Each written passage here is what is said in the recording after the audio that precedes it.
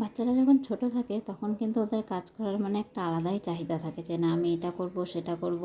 আর যদি সেই বাচ্চা যদি মেয়ে বাচ্চা হয় তাহলে কিন্তু তার কাজ করার মানে আরও ইচ্ছাটা বেশি হয়ে যায়। কেন কি ছেলেদের একটু কম থাকে, আর মেয়েদের দেখবে ছোটোবেলায় কিন্তু বাসন মাজবে, রান্না করবে, এইসব দিকে কিন্তু খুব ঝোঁক থাকে। আর আমার মেয়েও কিন্তু ঠিক সেরকমই হয়েছে। ওর কিন্তু এখন কিন্তু কাজ করার খুব আগ্রহ, যদিও জানি যে বড় হলে কিন্তু এই জিনিসটা আর একদম থাকবে না। কেন কি বড় হলে বুঝতে পারবে আরামটা, তো তখন কিন্তু ও আরামটাই বেছে নেবে কাজ করা বাদ দিয়ে। তো এখন দেখো ও সকালবেলা ঘুম থেকে উঠে বিছানার চাদরটা কিন্তু চেঞ্জ করছে। তো বিছানার চাদরটা আমি চেঞ্জ করবো সেজন্য কিন্তু মানে এগুলো সব ঠিক করলাম। তো এখন আমার মেয়ে বলছে যে না মা আমি করব, তুমি বসো, তুমি পারবা না। আমাকে বলছে আমি পারবো না, আমার মেয়ে করবে। তো এই যে দেখো ও কিন্তু খুব সুন্দর করে বিছানার চাদরটা পাতলো অর্ধেক, আর বাকিটা কিন্তু আমি করে দিলাম। কেন কি ও এখনও অনেকটাই ছোট, ও এখনও এতটা পারে না, কেন কি ওর এখনও 3 বছর কমপ্লিট হয়নি। আর এই চাদরটা হচ্ছে আমার মেয়ের পছন্দ। আর আমার মেয়ের এই চাদরটা পছন্দ হচ্ছে কারণ এটাতে মিকি মাউস আছে আর উপরে কিন্তু ছাতা দুজনে ধরে আছে। তো সেজন্য কিন্তু আমার মেয়ের এটা খুব পছন্দ, আর ও বললো যে না মা এটাই পাতো। আর তারপরেই কিন্তু ঘরদোর পরিষ্কার করে রান্নার দিকে চলে এসেছিলাম আজকে। কেন কি আজকে হবে আমাদের নিরামিষ, কালকে হচ্ছে মনসা পুজো। তো সেই জন্য মা বললো যে না আজকে নিরামিষই করব। তো এই যে দেখো পাঁপড় ভাজা আর হচ্ছে লাউ দিয়ে ডাল। তো ডালটা কিন্তু হয়ে গেছে, আর খাওয়ার সময় কিন্তু পাঁপড়টা ভেজে নেওয়া হচ্ছে। আর আমার মেয়ে কিন্তু দেখো রান্নার পরে এই যে স্নান করতে গেছে, আর স্নান করতে গিয়ে কিন্তু বসে আছে, ও জলের থেকে উঠবে না। ও হচ্ছে যে না এখানেই থাকবে, ওর এখানেই ভালো লাগছে। আসলে গরম দুদিন হলো না একটু বেশিই পড়েছে, তার জন্যই কিন্তু জলটা আরও বেশি ভালো লাগছে যে না গরমের মধ্যে জলের মধ্যে থাকলে কিন্তু বেশ ভালোই লাগে। আর এই যে দেখো খাওয়া দাওয়ার পরে কিন্তু আমার মেয়ে চলে এসেছে কাজ করতে। মানে বললাম না সারা দিন কিন্তু আমার মেয়ে একটা না একটা কাজ করেই যাচ্ছে। মানে কাজ করে আমার মেয়ে মানে রেস্ট পাচ্ছে না যে না ও এত কাজ করছে। তো কালকে হচ্ছে পুজো, তো মা কিন্তু বাসনগুলো ধুয়ে রেখেছিল যে না তাহলে সকালে অসুবিধা হবে না। তো মা বাসনগুলো ধুয়ে বাইরে রেখেছিল যে না একটু শুকোক তারপরে নেবে। আর ও কিন্তু দেখো দেখেছে যে না বাসনগুলো ওখানে আছে, সাথে সাথে কিন্তু সব ঘরের মধ্যে নিয়ে এসেছে, গুছিয়ে রেখে দিল। আর তারপরে এদিকে দেখো আমাদের মালি দাদা কী কাজ করছে। তো আজকে মালি দাদা কিন্তু অনেক ভালো কাজ করছে। দেখো গাছগুলো কিন্তু অনেক বড় হয়ে গেছিলো, তো অনেক দিন ধরেই পঙ্কজকে বলছি যে না গাছগুলো একটু ঠিক করে কেটে দিতে।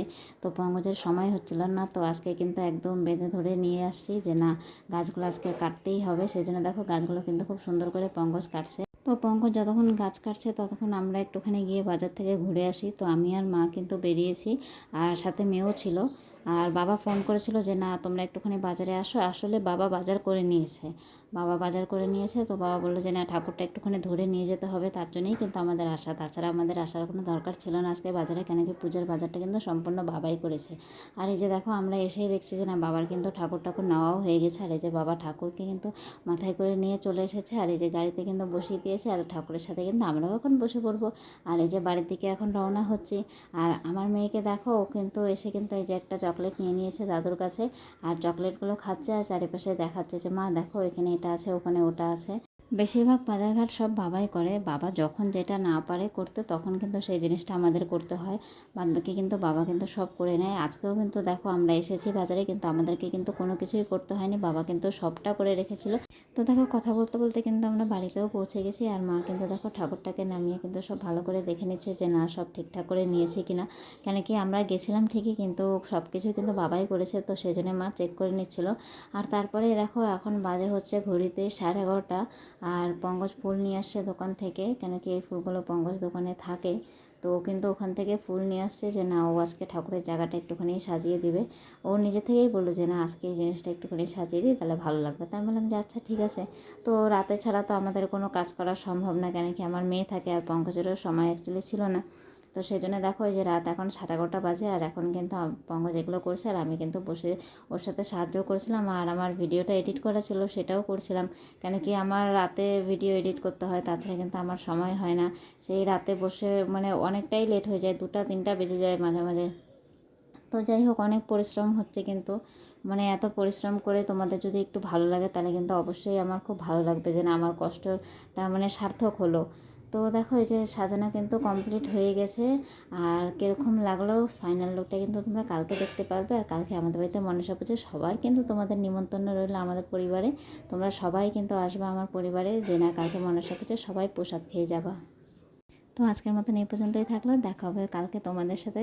তো আজকের মতন এই পর্যন্তই, দেখা হবে পরের ব্লগে। আর হ্যাঁ, তোমরা কে কোথায় থেকে দেখছো সেটা কিন্তু আমাকে অবশ্যই কমেন্ট করে জানিও। তো আজকের মতন এই পর্যন্তই, দেখা হবে নেক্সট ব্লগে। তো গুড নাইট সবাইকে, সবাই ভালো থেকো, সুস্থ থেকো।